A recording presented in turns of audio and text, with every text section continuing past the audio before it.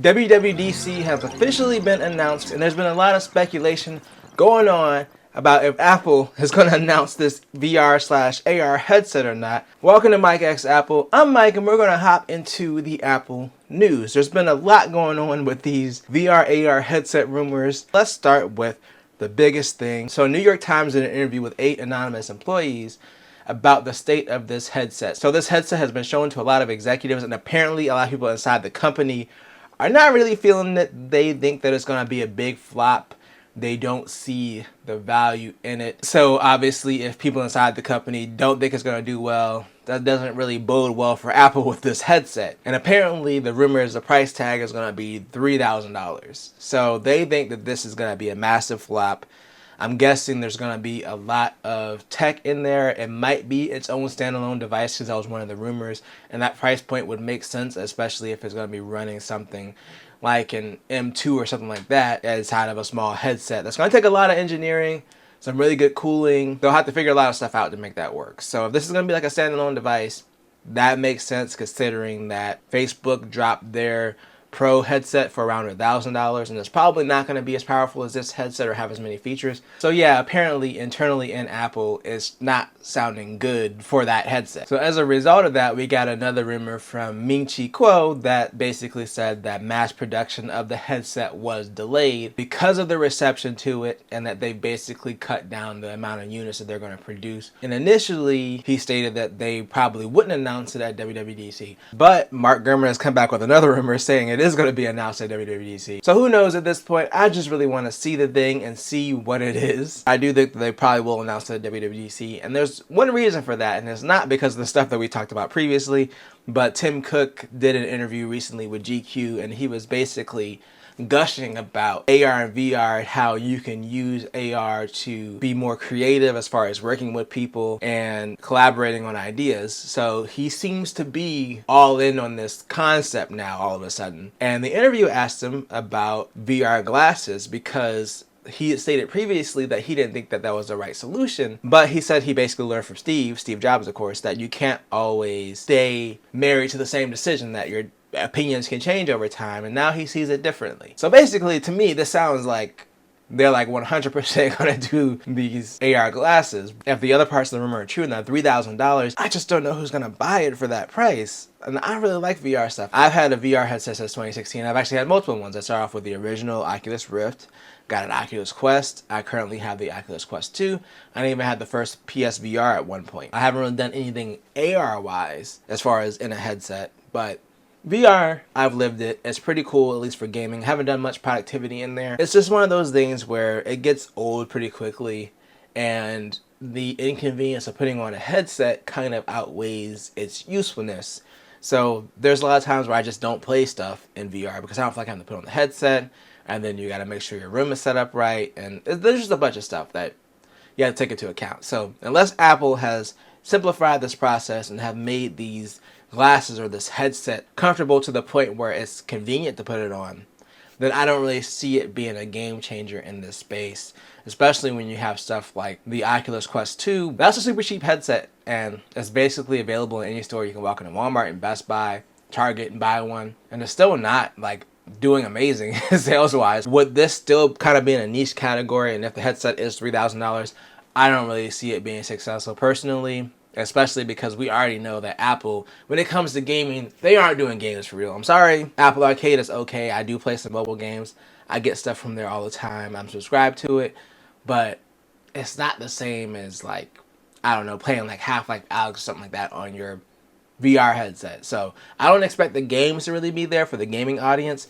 No Man's Sky is already on Mac. There is a VR version of that. I could see them doing that as kind of the showpiece for their headset gaming-wise, and then that being the only thing for like 5 years.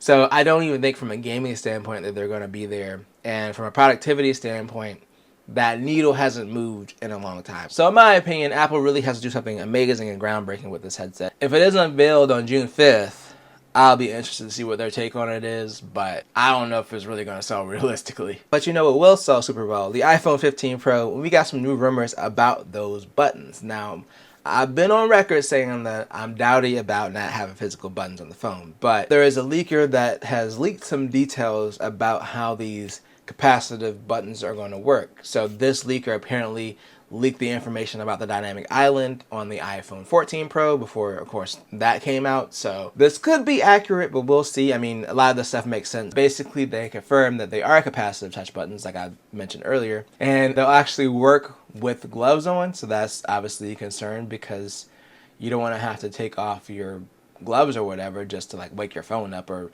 adjust the volume or something like that. So apparently they're going to work with gloves on. They're also going to work when the phone is off. So I remember one of the things with the iPhone 7 Plus back when I had that was the phone was like completely off.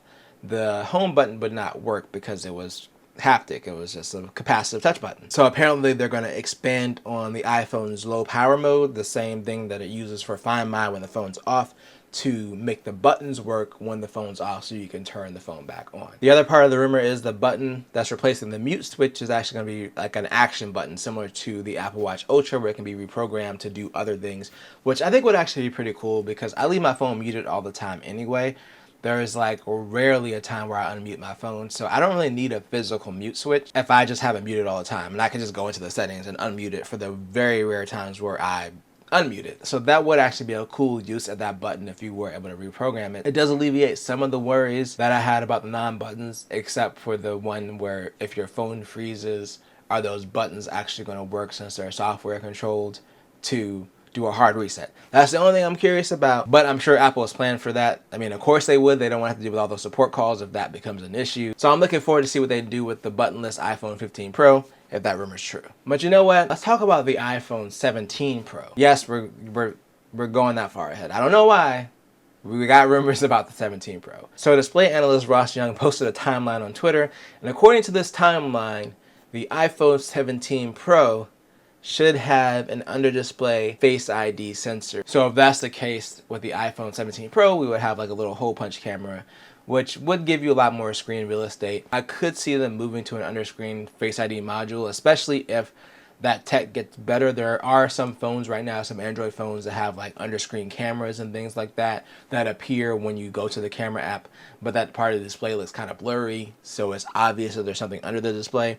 But I'm sure that tech is continuing to get better, and maybe by then it'll be good enough where they can hide the rest of that Face ID module under the screen while having that part of the screen look normal. So we'll see if this shakes out to be true when the iPhone 17 Pro comes out in, what year is that? 2025. But you know we won't have to wait till 2025 for this rumored AirPods case update. That's what we're talking about in our final story. We talked about before how Apple is likely switching the iPhone to USB-C due to the EU regulation. They basically have until December of 2024 to either switch their iPhones to USB-C or get rid of the charging port altogether. I did a video about why I didn't think they would get rid of the charging port yet. But either way, there's a new rumor about the AirPods Pro 2. They may be getting a case with USB-C charging. Now, this would make sense, especially if the iPhone is switching to USB-C, because ideally, Apple would like it if your phone and the accessories use the same type of charger. So it would make sense for them to do a case refresh. That way, people who buy AirPods 2 after that would just get USB-C, and they'll probably sell a standalone case like they've done previously when they've done an update to the case that existing users can get if they want USB-C charging. For me, I still have the first generation AirPods Pro, and I just use wireless charging with it anyway. So personally, I wouldn't upgrade my case just for USB-C charging, but that option could become available, especially if Apple is planning on basically switching the whole line to USB-C. Let me know what you think down below about today's stories. Are you excited about Apple's potential VR headset, and do you think we'll see it at WWDC? How do you feel about those touch buttons on the iPhone 15 Pro? And do you think we'll see an underscreen Face ID on the iPhone 17 Pro? Again, let me know down below in the comments. You have a great rest of your day. Peace out.